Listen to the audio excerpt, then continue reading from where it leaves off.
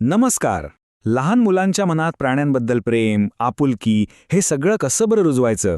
आज आपण एका अशाच खास अभ्यासक्रमाबद्दल जाणून घेणार आहोत. विचार करा, खेळातून, गाण्यांमधून मुलं भूतदयेचे म्हणजेच कंपॅशनचे पहिले धडे शिकतायत. चला तर मग एकत्र सुरू करूया हा इंटरेस्टिंग प्रवास. बघा, या अभ्यासक्रमाचा मूळ उद्देश काय आहे तर तो फक्त हा कुत्रा आहे आणि ही मांजर आहे इतकंच शिकवणं नाहीये. नाही, खरा उद्देश आहे मुलांच्या कोवळ्या मनात प्रत्येक जीवाबद्दल, प्रत्येक सजीवाबद्दल आपुलकी आणि दया निर्माण करणं. आणि खरं सांगायचं तर हाच या संपूर्ण आठवड्याचा आत्मा आहे, त्याचा पाया आहे. ओके, तर या आठवड्याचा आपला प्रवास कसा असेल? आपण 5 टप्प्यांमध्ये हे सगळं बघणार आहोत. सगळ्यात आधी प्राण्यांसोबत एक आठवडा कसा घालवला जातो ते पाहू. मग त्यांच्याशी मैत्रीचा पाया कसा रचला जातो. त्यानंतर येतो खेळकर शोध. मग दया आणि काळजी कशी शिकवली जाते. आणि सगळ्यात शेवटी हे सगळे धडे घरापर्यंत कसे पोचतात हे सुद्धा आपण बघणार आहोत. चला तर मग सुरू करूया पहिल्या भागापासून, आठवडा प्राण्यांसोबत. तर या प्रवासाची सुरुवात होते अर्थातच प्राणी या थीमने. आणि गंमत म्हणजे सुरुवात होते मुलांच्या अगदी ओळखीच्या, जवळच्या पाळीव प्राण्यांपासून. यामुळे काय होतं, मुलांना तो विषय लगेच आपलासा वाटतो आणि शिकायची उत्सुकता आपोआप वाढते. तर या आठवड्याचे स्टार्स कोण आहेत? आपले प्राणीमित्र आहेत. गाय, म्हैस, कुत्रा, मांजर आणि शेळी. म्हणजे बघा, हे सगळे तेच प्राणी आहेत ज्यांना मुलं जवळपास रोजच बघत असतात. त्यामुळे त्यांना शिकण्यासाठी एक नैसर्गिक आणि एकदम ओळखीचा संदर्भ मिळतो. आता पुढचा टप्पा आहे मैत्रीचा पाया रचण्याचा. म्हणजे आपण आपल्या या प्राणी शेजाऱ्यांना नीट जाणून घेणार आहोत. तर ही पायाभरणी कशी होते? आठवड्याचे जे पहिले 2 दिवस आहेत ना, सोमवार आणि मंगळवार, ते पूर्णपणे या प्राण्यांची ओळख करून घेण्यासाठी आणि त्यांच्याबद्दलची बेसिक माहिती मिळवण्यासाठीच ठेवलेले आहेत. सोमवारची सुरुवातच खूप मजेशीर आहे. जरा इमॅजिन करा, सकाळची वेळ आहे आणि टीचर वर्गात येताना मुलांचं स्वागत भाऊ भाऊ आणि म्याव म्याव असं करत आहेत.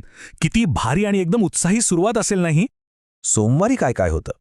तर सगळ्यात आधी चित्र दाखवून प्राणी ओळखणं. हा कोणता प्राणी आहे असं विचारलं जातं. मग त्यांचे आवाज काढणं.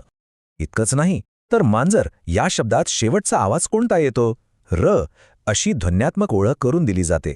आणि मग पाळीव आणि जंगली प्राण्यांमध्ये वेगळा कोण हे ओळखण्याचा खेळ.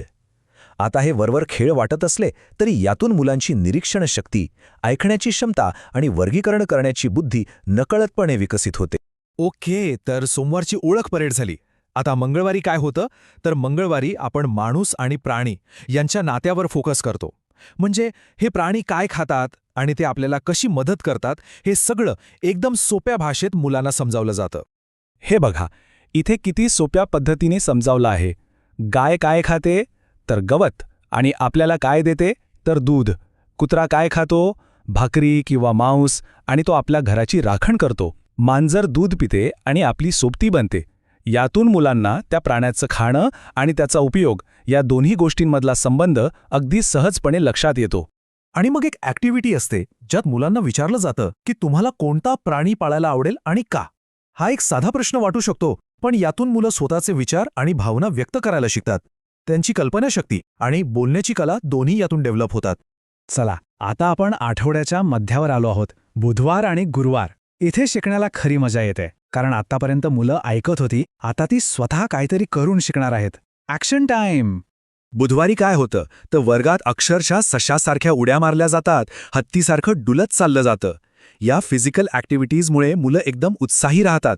आणि इतकंच नाही तर खेळण्यातले प्लास्टिकचे प्राणी मोजता मोजता गणिताची पहिली ओळखसुद्धा होते. म्हणजे एकाच वेळी खेळ आणि अभ्यास. आणि गुरुवारी तर आणखीनच गंमत. पिल्लू कोणासे नावाचा खेळ असतो. मुलं प्राण्यांच्या फॅमिलीला भेटतात. म्हणजे गाईचं बाळ, वासरू, कुत्र्याचं पिल्लू, मांजराचं पिल्लू आणि शेळीचं करडू. अशा जोड्या लावताना त्यांना प्राण्यांच्या जगाची एक खूप गोड ओळख होते. त्यानंतर येतो भाषेचा खेळ. समजा एक खेळण्यातला हत्ती समोर ठेवलाय. मग मुलांना त्याचं वर्णन करायला सांगितलं जातं. त्याची सोंड लांब आहे, कान मोठे आहेत, डोळे छोटे आहेत.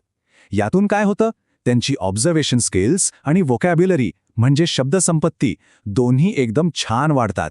आता आपण आठवड्याच्या शेवटाकडे येतोय. शुक्रवार आणि शनिवार आत्तापर्यंत शिकलेल्या सगळ्या गोष्टींना एकत्र आणून लक्ष केंद्रित केलं जातं ते थेट भूतदयेवर, म्हणजे कंपॅशनच्या खऱ्या अर्थावर. शुक्रवारी लहान आणि मोठं यासारख्या संकल्पना शिकवल्या जातात, आणि त्याही प्राण्यांच्या उदाहरणांमधून. आता हे किती सोपं होतं बघा. हत्ती, मोठा, त्याच्या तुलनेत उंदीर लहान, गाय मोठी, कुत्रा लहान, जिराफ उंच, शेळी बुटकी. ही चित्र बघितली की मुलांच्या डोक्यात ह्या संकल्पना अगदी पक्क्या बसतात. आणि मग येतो शनिवार, जो या संपूर्ण आठवड्याचा सार आहे असं म्हणायला हरकत नाही. आत्तापर्यंत जी काही माहिती मिळाली ती आता कृतीत उतरते. मुलांना 3 साधे सोपे नियम शिकवले जातात. 1. प्राण्यांना दगड मारू नका. 2. त्यांची शेपटी ओढू नका. आणि 3. त्यांना अन्न आणि पाणी द्या. हे 3 नियम मुलांना करुणेचा, कंपॅशनचा खरा अर्थ शिकवून जातात. एवढंच नाही, शनिवारी तर खरी धमाल असते. मुलांना जवळच्या एखाद्या गोठ्यात नेलं जातं किंवा कुठेतरी कुत्र्याची पिल्लं असतील तर ती दाखवली जातात. म्हणजे वर्गात शिकलेल्या गोष्टी प्रत्यक्षात डोळ्यांनी पाहण्याचा जो आनंद असतो तो काही वेगळाच असतो, नाही का? आता आपण शेवटच्या टप्प्यात आहोत. हे धडे घरापर्यंत कसे पोहोचतात?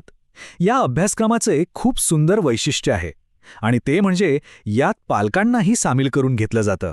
कारण हे अगदी खरं आहे की शिकणं फक्त वर्गापुरतं मर्यादित राहून चालत नाही, ते घरापर्यंत पोहोचणं खूप गरजेचं आहे. तर मग पालक आणि मुलं घरी काय करू शकतात? काही सोप्या गोष्टी आहेत, जसं की खिडकीतून दिसणाऱ्या प्राण्यांबद्दल एकत्र गप्पा मारणे, बाल्कनीत किंवा अंगणात पक्षी प्राण्यांसाठी एका वाटीत पाणी ठेवणं, किंवा मग मी आवाज काढतो तू प्राणी ओळख असा खेळ खेळणं. आणि हो, झोपताना ससा आणि कासवसारख्या प्राण्यांच्या गोष्टी सांगणं. ह्या अगदी छोट्या वाटणाऱ्या गोष्टींमधून ही शिकवण मुलांच्या आयुष्याचा एक भाग बनून जात.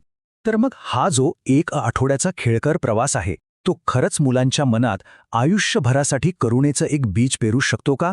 हा प्रश्न आपल्याला नक्कीच विचार करायला लावतो की लहानपणी केलेले हे संस्कार मुलांच्या मनात किती खोलवर रुजू शकतात आणि त्यांच्या भविष्याला आकार देऊ शकतात.